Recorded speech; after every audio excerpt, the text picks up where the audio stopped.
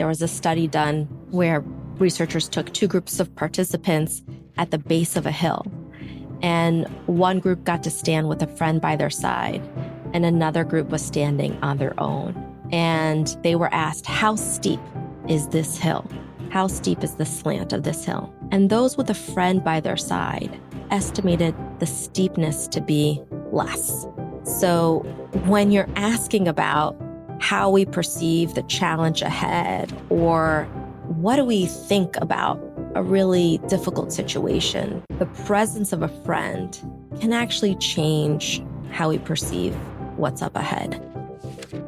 Maybe it's not so much of a setback, but a setup for something better. And to really question, how is this serving me? What growth is this setting me up for? What is this signaling? That's Stella Grizont. She's one of the first 150 people in the world to earn a master's degree in applied positive psychology from the University of Pennsylvania. She's a leading expert on happiness who's coached over 1,800 individuals in over 30 countries. Today, she's sharing some wisdom from her book, The Work Happiness Method, Master the 8 Skills to Career Fulfillment. So you'll learn 1, the master key for overcoming toxic situations, 2, the key response that builds quality relationships, and 3, how to set healthy boundaries without feeling guilty. I'm Pete Mikaitis. This is How to Be Awesome at Your Job. And now, here's Stella. Stella, welcome. Thank you so much for having me. Well, I'm excited to dig into your wisdom associated with work happiness. Could you tell us any particularly extra surprising or fascinating discoveries you've made about work happiness with all of your coaching and putting together your book here? Well, in the book, I did a lot of research, and one of the things that's really just stuck with me was around how much social support matters. And when we're in a state of fight or flight and we're feeling stressed, just having a friend or someone we know who cares about us by our side can literally change our perception of reality. It can change how we feel about the challenge ahead. It transforms how we estimate how hard something is. There was a study done where researchers took two groups of participants at the base of a hill, and one group got to stand with a friend by their side, and another group was standing on their own. And they were asked, how steep is this hill? How steep is the slant of this hill? And those with a friend by their side estimated the steepness to be less. So when you're asking about how we perceive the challenge ahead, or what do we think about a really difficult situation, the presence of a friend can actually change how we perceive what's up ahead. And so that's just really oriented me to, especially as an introvert, to make sure that I'm supplementing. We supplement with vitamins, but we have to make sure we're really supplementing with people that we care about and feel connected to. Well, that's really intriguing, the notion of how difficult we estimate a thing to be is variable. And I've seen that in my own world in terms of if I'm feeling kind of stressed about a thing. It's like, oh, this is probably going to take 2 hours. It's like, okay, no, it took half an hour, but I was just freaking out. Yeah. Our emotions really determine the reality that we experience. They can influence the reality that we experience. They're both like information about what's happening, but then they also influence how we perceive what's happening. So it's a two-way street. And if we know that, we can actually, and one of the skills I teach in my book is how do you manage your mind and mood so that you can see more, so that you can be more, so that you can be more in control. And if we know this about ourselves, we can make more conscious choices about what moods we're cultivating and how we respond to our own emotions so that we can set ourselves up to flourish and have more ease and think more clearly. I definitely want to talk about managing moods. And maybe, first of all, if there's anyone who's perhaps skeptical about that's even possible, like moods just kind of fall upon us. Can one even manage them? Could you maybe give us an inspiring story of someone who manage their mood and used some of these other skills to really see a cool transformation? Whenever I give a talk, we go through some evidence-based techniques, and within 30 seconds, participants are like, "Oh, my shoulders are relaxing," or "I feel lighter," or "I feel more relaxed." And it doesn't take much for us to change our minds and moods. Our emotions are in motion. And that's a good thing that they're never constant because they're data points about our surroundings. And sometimes we can't control our initial response, even though we'd really love to, but we can control our response to our response once we Hmm. notice that emotion. So I had a client who was dealing with a manager who was a bully. I mean, he would yell inappropriately, use inappropriate language. It was very inappropriate. And she found herself crying all the time. And she had never been in that position before. She was a people manager, very successful, but this guy was not only inappropriate, but really getting to her. And she felt like she couldn't hold it together in his presence. And so she went through the work happiness method, which is now a book, but it's also a coaching program. And we really worked on some techniques to help her attune to who she wanted to show up as, and just simple techniques, practicing breath work, getting clear on her vision of who she wanted to be, remembering her sense of control, preparing for that difficult conversation. So there's so many things that we can do that are simple and instant. I mean, if you want, we can do some right now for folks.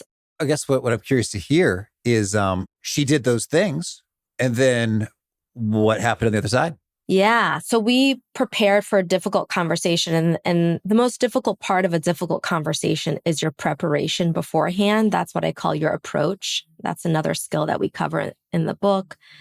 And because your energy is everything in a difficult conversation, our moods are contagious. Our emotions are contagious for a number of reasons. We have mirror neurons. So when a baby's smiling, we can't help but smile. But when someone's also really angry and frustrated, we find ourselves clenching up and feeling like something's off, right?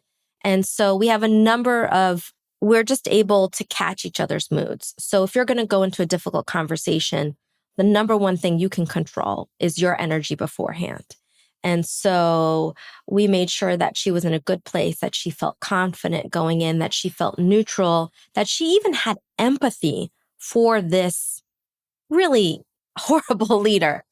And she was able to actually express that she would no longer be able to work in these conditions. And if they were going to be able to work together and have a positive working relationship, they needed to re-examine how they communicated. And she ended up staying at that organization and actually getting a lot of the things that she needed, included additional support and headcount, including more travel that she wanted. So it really was transformational for her. That's really beautiful. And I think a lot of times if we are encountering someone who's toxic and, and very problematic, we can conclude, well, that person's just a jerk and this is a hopeless situation. There's nothing I can do. I just got to, look for the exit. And yet here you are when you share, in some cases, very clearly, these conditions are not working for me and they'll need to change or I'll need to exit. Then good things can happen. Folks can have a transformation. Or I'm curious, on the receiving end there, how was the manager responding to that information? Like, oh my gosh, I'm so sorry. I had no idea.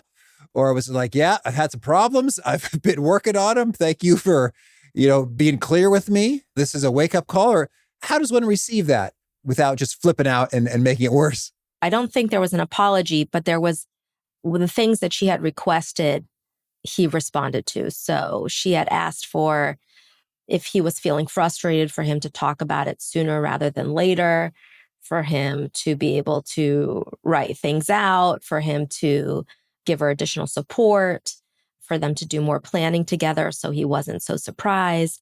So he actually changed his behavior. But in this case, what was more important for her was actually her demonstrating to herself that she could have this conversation. That was the growth for her. And so there's always growth opportunities in really challenging moments. And for her, It was witnessing herself be powerful in a very, very challenging moment. Oh, Stella, this is inspiring stuff. So we are not victims to our moods. We are not even victims to terrible bosses or toxic environments. There's a lot of power that we could summon and make happen. So I want to dig into some of these particular tools in a moment. But first, could you give us, from all your research, what's kind of the state of work happiness these days? So generally, we know that about 3/4 of employees are not engaged. All right. Yeah. The Gallup stuff. The Gallup stuff, right? So we all know that we're very disengaged. But just as a background, the US has dropped in terms of happiness levels. According to the 2024 World Happiness Report, the US fell 8 places from 15th place to 23rd place. In 1 year. In 1 year. And well, bummer. But you know what? To be honest, 15th isn't that great either for being one of the most wealthy nations, a democracy, and it's been pretty flat. And I think the reason why the US has not been in a great place and it's gotten even worse is because we're lonely and we're isolated, not just because we started off our conversation about how much social support matters. Well, relationships are the number one predictor of our happiness. The number one predictor of our happiness above and beyond how healthy we are, how much money we earn, how successful we are, how confident we are. And so in the United States, we tend to prioritize our work over our connections. We move cross country for our jobs. And so we end up dislodging our social connections, our familial connections. And then we're also working from home now. And we're not getting just interactions. And what researchers have found is that just like we need a diverse diet of like veggies and proteins and grains, we also need a diverse social diet. So it's not just about staying connected to people who we have strong social ties with. We also need a lot of weak social ties, like saying hello to the postal worker, saying hello to the security guard, having a nice chit chat with the person who's making you coffee or the Uber driver. We need interactions because they signal to our nervous system that we're safe. And again, that's what also signals what we're up against. And that can create a veil over how we perceive, whether it's if someone says, hey, can we talk about X, Y, and Z? And you perceive that as a threat or as, oh, let's just explore. So our nervous system is constantly on patrol for threat. And if we feel lonely, then our body is in a stressed out state and we're more likely to perceive everything as a threat and feel quite unhappy. Okay. Well, so social stuff is big. That's come up a couple times already. Within your work, the work happiness method, any pro tips on dealing with that in the context of work careers? Well, this actually wasn't in the book, but this is one of my favorite tools to share, just a very practical tool.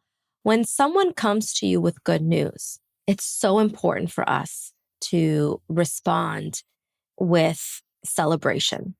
So this is the easiest hack for building quality relationships. So researchers found that there's 4 main ways that we respond to good news. One response is active destructive. So if, let's say my husband tells me he got a promotion, I could say, you got a promotion. This means you're going to be working late. You're never going to be home. I'm going to have to do more bedtime with the kids. So I'm actively destroying his high, right? That's the worst way we can respond, is when we just like pummel the goodness. Then a little bit better, but still horrible, is passive destructive. And that's where someone says, my husband says he had a raise or a promotion, and I would say, what do you want for dinner? So I just ignore his good news and I jump into something else. Slightly better is passive constructive. And that's where he says, oh my God, I got a promotion, I got a raise. And then I would say, that's nice. So what should we eat, right? So I acknowledge it, but not really. And the most optimal way we want to respond to someone else's good news is with our presence, our attention, our curiosity. We want to actively build up and savor the good news. And so that would sound like, oh my God, tell me all about it. That's so exciting. I know you worked so hard. How are you feeling about it? Tell me all the details. So we're having them reconstruct the event, re-savor the event. We're adding to it. And so the reason why we want to do this is because it signals to the other person that we are a safe person for them to go to when they are ready to celebrate. We all have had good news in our life and have all made conscious decisions about, ooh, I don't want to tell this person because they're just going to make me feel like crap afterwards. They're not a safe person for me to go to. And so what researchers have found is that the relationships we go to when we have good news actually matter more than when we have bad news. So how we respond to people in good times actually matters more than how we respond in bad times when it comes to cultivating a strong relationship. So just celebrate, be a better celebrator. That's good. I love it. And I'm reminded about, we had a conversation with BJ Fogg and we were talking more about habits, but he said that celebration is absolutely such a top important thing associated with creation of habits. And now also for relationships. So good stuff. If is this the Gottman research, these 4 response approaches? It sounds a little familiar. This is actually from Shelley Gable. And she discovered these like 4 responses to good news. Okay. Well, now I'm wondering, I don't know if I was Shelley Gable or John Gottman or whom, but I think that the data was pretty striking that having a minimal acknowledgement was like almost as bad as being actively destructive. Like it was pretty shocking how, hey, great job, and a quick move on is nearly as devastating as just being totally mean. Yeah. I mean, if you think about it, as humans, we crave a sense of meaning and purpose, right? And we don't have to climb a mountaintop to feel on purpose. We don't have to do grand gestures to be on purpose. We want to contribute to something bigger. And why do we want to contribute to something bigger? Because we want to matter somehow. And mattering can be experienced by just feeling someone else's presence and care and giving that presence and care. And so we're just beautifully interlocked to matter to each other. It's the bedrock of our well-being and of our success. So if we just help someone else matter and also feel that we matter to someone else, it can catapult our success. It can catapult our well-being and our happiness. All right. Well, Stella, we've got some good stuff on relationships. You have, in fact, 8 essential skills in your work happiness method. Could you give us maybe the quick 4-minute bird's eye overview of what are these 8 essential skills? Sure. So the first one is resilience, and that's how to manage your mind and mood, because we have to start there. The second is having a clear vision of what success means to you. So it's clarity and knowing who you want to be. Who are you when you are most alive? Most of us define success backwards. We first pick really sexy goals and we think of all the things we want to achieve. The problem with that is that, and I'm sure many of your listeners have experienced this, you can achieve all the things and still be left feeling empty, burnt out, lonely, or completely confused about who you are. And so what we want to do is reverse engineer and first identify, how do I want to feel and be at work? And then choose goals that support that. And so the second chapter and the second skill is all about figuring out who you want to be.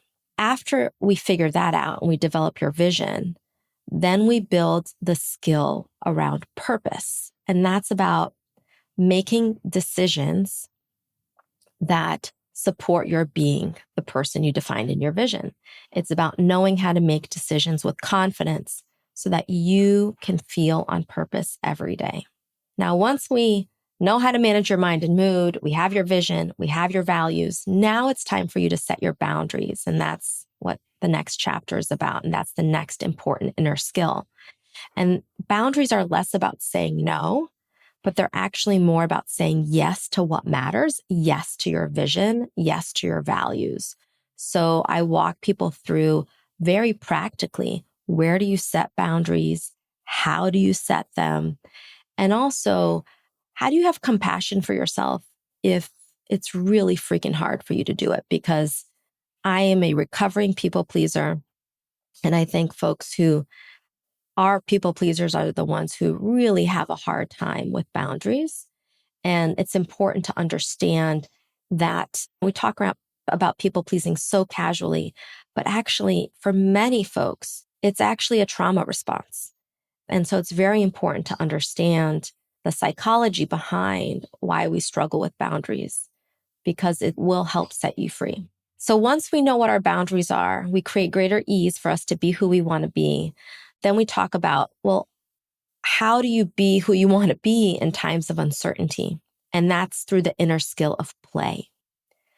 Playfulness is an inherent capability that we have as humans, and it helps us navigate uncertainty and flourish through it so we don't stay stuck.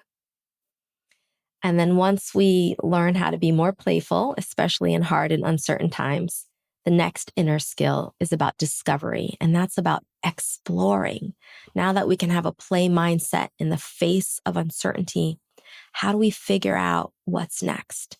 So whether you're just doing okay and you just don't know what's next, whether or not there's lots of uncertainty and change in your organization, maybe there's some kind of health scare or change within your family, like how do you explore what's next in a way that will set you up to flourish?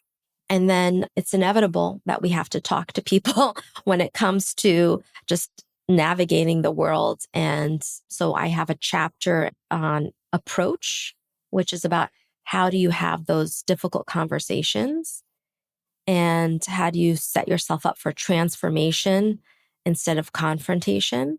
And then the final inner skill that I cover is called refocus. And that's about how do you return to yourself when things get off track, when things don't go your way. How do you settle with the universe? And how do you make sense out of hard times? All right. Thank you. Yeah.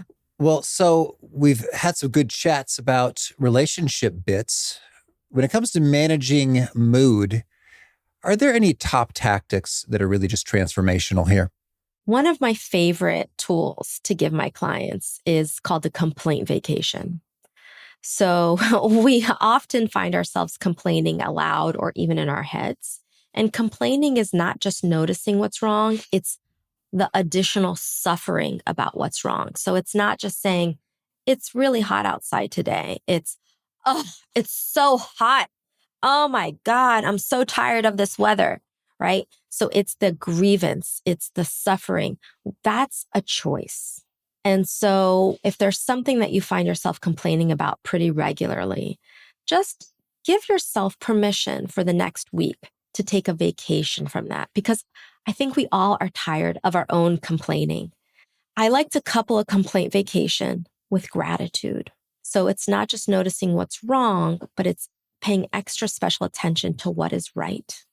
And it's not just listing off what's right, but it's what's uniquely right today. So it's not just that I'm grateful for my family, but I'm so grateful for the snuggles I had with my 3-year-olds before he went to daycare. So it's getting really, really specific. And then finally, I think one of the things when it comes to managing our mind and mood is people think that being happy is just about like noticing what's good. But actually, I think one of the keys and skills to being happy is knowing how to be unhappy and how to actually be with your negative emotions. And so one of the simplest things you can do when you notice you're feeling off and you're not in the mood that you'd like to be is just to be curious about that mood. And first, just label that emotion. Like if you're feeling off, take a moment and be like, oh, okay, what's this about? Get curious. What is this? Is this frustration? Is this disappointment? Is this anger? Is this loneliness? Give it a name, because when we give it a name, we're actually shifting the brain activity from our amygdala, the fight or flight center, to our prefrontal cortex, which is the big picture thinking. That's the planning. That's the executive function. And so we're able to actually help ourselves because once we label, then we're like, oh, I'm just feeling really frustrated that that report didn't go out on time. Maybe I should talk about processes with my team so that we can prevent that moving forward. So we start to help ourselves metabolize the emotion faster. So just by labeling the emotion and being with it and being curious about it, not trying to push it away, you can actually help yourself be happier in the long run. That's good. Thank you. I like that notion of what's uniquely good about this today in terms of getting that brain kind of tuned into that stuff and noticing what's really special about that. That's really cool.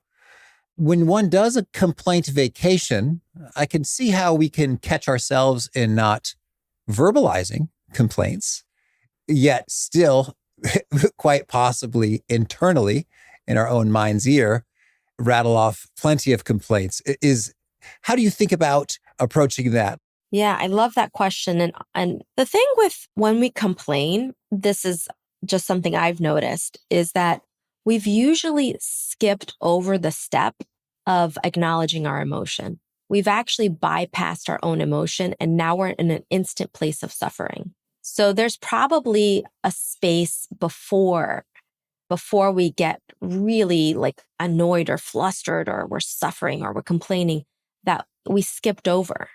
And so just acknowledging your emotions can actually help you be with the event without having extra layers of suffering about it.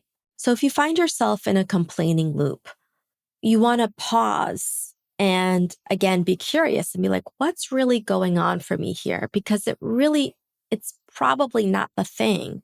There's some emotion that wants attention. And if we just get quiet enough to notice it, that's actually the first step of having some self-compassion.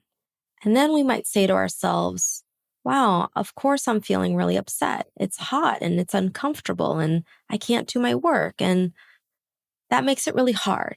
And then the next step of self-compassion is just being gentle with yourself like you would a friend. Like, yeah, of course, Stella, like validating your emotions. And then you want to remind yourself that you're human, just like everyone else. And yeah, being really sweaty is going to make anyone grumpy. And just be kind and compassionate. And that can actually transform the complaining. And that can really slow down the volume of that complaining. And then to notice what's good if you can. And that's what I hope for everyone who reads the book or whoever I work with is to realize their power over their experience. And the power is first realizing I am complaining or I'm noticing myself complaining. And then to notice that you have choices. That's the power. So if you are noticing you're complaining, you're already in a good place. You're already winning because you're at least observing it. That's cool. That's good to note the particular emotion and not jump through it. I'm reminded of Dr. Trevor Kashey. We got to get him on the show. He he has a framework that is STFU, which is sort of a joke in and of itself, which is like stimulus, thought, feeling, urge. And these are 4 separate things. Yeah. Like what you want to run and go do, the urge is different than the thought that you're having or the feeling you're having or the thing itself that's present. And I find that's kind of helpful to you stop and march through that and say, oh, okay, we're going to have a moment where we can just go ahead and feel that thing and let that flow through for a moment. And that's all right. And maybe even helpful in just letting it pass instead of just telling a big old story and perpetuating it. Yes. Yes. If we could slow down just a little bit, like in general as humans and touch base with ourselves, we realize our power, we metabolize our emotions better, and we make better choices. So I think we could all benefit with slowing down. Okay. Well, I'm curious now with regard to the boundaries. Any favorite words, phrases, scripts you might suggest because we could feel maybe uncomfortable in establishing a boundary? It's like, oh, I don't want to upset them or make them think I'm unmotivated or lazy or not a team player, etc. Any magical turns of phrase you might suggest for folks? Absolutely. So as I shared before, I'm a recovering people pleaser, and this is a lifelong practice. All of these tools, they're all part of building a skill set, and you have to keep at it, right? Or we just get stronger and better. And so if you're an auto yes kind of person and someone's like, hey, can you join this committee? Or hey, can you do this by 5? Or hey, we'd love your help. If you find yourself automatically saying yes right away, one thing you can do is just delay. So you would say, hey, thanks so much for considering me for this. Can I get back to you in an hour, in a day, next week? Can I get back to you? Thanks so much. Can I get back to you? This will buy you time to make a more conscious decision and decide, is this a yes for me? Is this a no? Do I have questions? What's driving the timing? Why me? Why are we doing this? So oftentimes, again, it's about slowing things down so that you can make more conscious decisions. So I would just ask for some time. Let me look at my schedule. I want to give you my best. I haven't had a chance to assess what I have going on this week. And people are happy to give you time. When it comes to boundaries, it's really about microdosing. I call it microdosing. So baby steps. Because what you're doing is you're retraining your nervous system to feel safe, even when maybe people aren't totally pleased. So we need to train ourselves to feel safe. And so one micro dose, one little baby step you can take is just to say, let me get back to you. All right. Well, tell me, Stella, anything you want to make sure to mention before we shift gears and hear about some of your favorite things? Writing this book took me over 9 years, and it was something I really wrestled with. And there were many times where it felt like I was pushing and I wasn't going anywhere. And I talk about this inner skill of refocusing, which sometimes requires us to stay down when we're down. It sometimes requires us to listen and learn from when things don't go our way. And I just want to offer some words of encouragement for folks who feel like they're hitting a wall.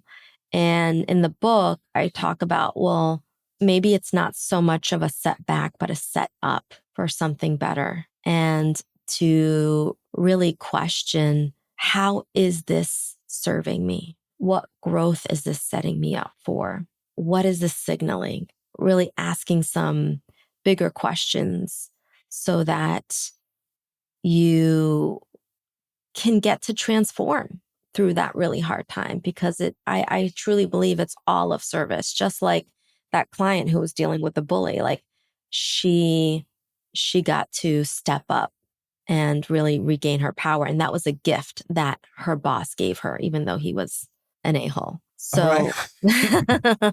Yeah, well done. A setup instead of a setback. Cool. Big thanks to Stella for sharing wisdom with us, and big thanks to our sponsors. Check them out. One sponsor to check out is Harvard Business Review. This brilliant magazine, published at hbr.org, is the leading destination for smart management thinking. Fun fact, the Harvard Business Review has been mentioned in 108 episodes of the show. That's because HBR has so much great stuff, it just comes up all the time. They got explainer videos, podcasts, real-world case studies, and a whole lot more. I think of HBR each night that I put on my special orange sleepy glasses. Their article, Will Blue Light Glasses Improve Your Sleep?, revealed that those who wore them reported better sleep and a 7% improvement in work performance as compared to those who wore the sham glasses. So I cite HBR anytime anyone tells me that I look silly wearing them. Much of HBR is free when you sign up for a free subscription on their site, but to get unlimited content, that's $10 a month. If you visit hbr.org/subscriptions and enter the promo code AWESOME, you save 10% off of that subscription. Again, to save 10% off of your HBR subscription, go to hbr.org/subscriptions and enter the promo code AWESOME. One sponsor to check out is Hello Bello. Hello Bello offers ultra-convenient diaper bundle subscription services to deliver diapers and wipes directly to your home so you're never out of supplies. These diapers are made in the USA and free of fragrances and other chemicals and toxins you don't want near your child. Get this, my wife has a master's in public health and is the toughest customer I have ever seen when it comes to safety standards for kids. And Hello Bello meets even her demanding standards. Hello Bello also provides cloud-like softness, excellent absorbency, and fun rotating designs. Hello Bello was named the best diaper subscription by New York Magazine and won the 2022 Good Housekeeping Parent Award. Go to hellobello.com/awesome to get 30% off of your first customized bundle and a full-sized freebie product of your choice. That's hellobello.com/awesome to start bundling with 30% off your first order. One more time, that's hellobello.com/awesome. Well, now could you share a favorite quote? Something you found inspiring. So the founder of Aikido, Morihei Ueshiba, I hope I'm saying that right, he said, it's not that I don't get off center, it's that I return to center so quickly no one ever notices. And so that's the thing with all these inner skills. We're going to mess up. The work is not to be perfect. The work is in returning to ourselves a little faster, a little bit more gracefully each time. All right. And a favorite study or piece of research? So in 2006, there was this eye tracking study done by Waldinger and Isaacowitz, where they took two groups of participants and they induced one group of participants into a positive mood by just showing them pictures, puppies, babies. And then they took another group and induced them into a negative mood. And then they put eye tracking goggles on them and they asked them to look at an image on a screen. And the people who were in a negative mood, their eyes tended to stay on one particular area of the screen and just hover there, focus. And then those who were in a positive mood, their eyes tended to go around the periphery of the screen and then scatter within. So they literally took in the big picture. They saw more. The people who were in a negative mood kind of had tunnel vision. So again, it just shows the impact of our emotions on how we see the world and how important it is for us to manage our minds and moods so that we can see more. All right. And a favorite book? This is a book by Mark Nepo, and it's 7,000 Ways to Listen, Staying Close to What's Sacred. All right. And a favorite tool? Something you use to be awesome at your job? At the end of the day, and this is a tool I share in my book, I ask myself what I call accountability questions, which are questions to reflect on 3 values I'm looking to amplify in my life. So they're open-ended and they're, how did I support my well-being today? Because my vitality is important. How did I express love to the people I care about? And the third one, I move around a lot, but now it's going to be about play, but it's, how did I have fun today? All right. And is there a key nugget you share that particularly seems to resonate and connect with folks they quote back to you often? Well, people really love this exercise that I have that's called the Vision Generator. And that's what you do in chapter 2. People can, if they don't want to buy the book, which I'd love them to, or do the course, you can get it for free at visiongenerator.com. And what people often love is the ease and the hand-holding to really go deep and reflect on what one really, really, really wants. And so they really love that exercise because that really sets them free and to realize that there's infinite ways to feel more satisfied at work and in your life, even if the circumstances are what they are and they're not perfect. All right. And if folks want to learn more or get in touch, where would you point them? They can go to my website, stellagrizont.com. And I'm also on Instagram and LinkedIn. Okay. And do you have a final challenge or call to action for folks looking to be awesome at their jobs? I would start with the Vision Generator. So if you want to be awesome at your job, you have to know what's important, how you want to show up. And knowing your vision is so critical because it organizes your values and the steps that you take and the behaviors you engage in. And so that Vision Generator, and they can get that at visiongenerator.com. All right. Stella, this has been a treat. I wish you much work happiness. Thank you so much, Pete. Thank you for having me.